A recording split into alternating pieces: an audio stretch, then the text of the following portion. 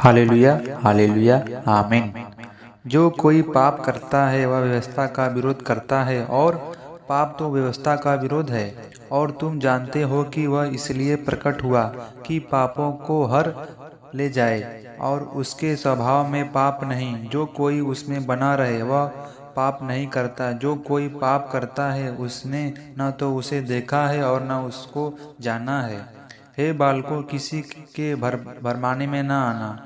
जो धर्मी के काम करता है वही उसकी नाई धर्मी है।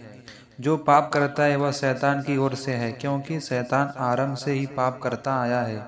परमेश्वर का पुत्र इसलिए प्रकट हुआ कि शैतान के कर्मों को नाश करे।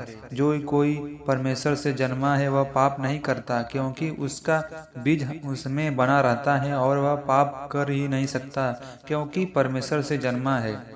इसी से परमेश्वर की संतान और शैतान की संतान जाने जाते हैं। जो धर्म के कारण नहीं करता वह परमेश्वर से नहीं, और न वह जो अपने भाई से प्रेम नहीं रखता। यह पुस्तिका अपने चित्रों सहित प्रथम बार फ्रांस देश में सन 1732 में प्रकाशित हुई थी। यह पुस्तक आत्मिक हृदय का दर्पण या दिल की पुस्तक भी कहलाती है। इसकी धर्मशास्त्रिक सत्ता एवं उपयोगिता के कारण यह यूरोप तथा अफ्रीका के सभी देशों की भाषा में प्रचलित है, और सभी वर्ग के लोग तथा सभी विश्वास के लोग इस पुस्तक को पढ़ते हैं। इस पुस्तक की अपनी अलग उपयोगिता है, इस कारण उसकी मांग दिन प्रतिदिन बढ़ती जा रही है। यह छोटी पुस्तिका अफ्रीका देश में के जीवन तथा एवं सोच विचार के ढंग पर रची गई है, और कई अफ्रीका भाषाओं में छापी जा चुकी है, जिसके कारण यह अफ्रीका देवासियों के घरों तथा वह के लोगों के हृदय में स्थान पा गई है। यह पुस्तक के पढ़ने से बहुतों ने पुराने नियम में दिए गए परमेश्वर की इस प्रतिज्ञा की सत्यता का अनुभव किया है। मैं तुमको नया मन दूंगा और तुम्हारे भीतर नई आत्मा उत्पन्न करूंगा। नया नियम में इब्रानियों 8:10 में।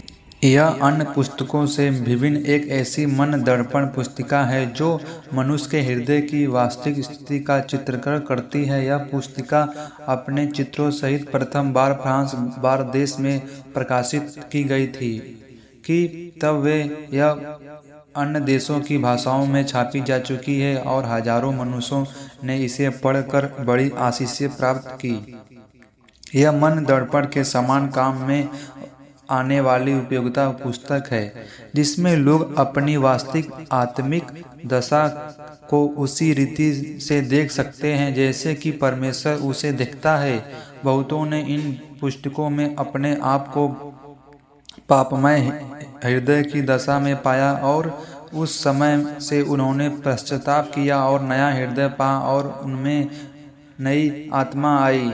जब आप इन पुस्तक इसको पढ़ रहे हैं तो कृपया इस बात का ध्यान रखें कि यह एक दर्पण के समान है, जिसमें कि आप अपनी वास्तविक स्थिति को देख सकते हैं। चाहे आप अन्य धर्मों के मानने वाले हो या मसीह हो, आदिवासी हो या अपने विश्वास से फिर गए हो, आप अपने चित्र को इसमें वैसा ही पाओगे जैसा परमेश्वर उसे देखता है। मनुष्य तो बाहर का रूप देखता है, परंतु यहोवा दृष्टि मन पर रहता है।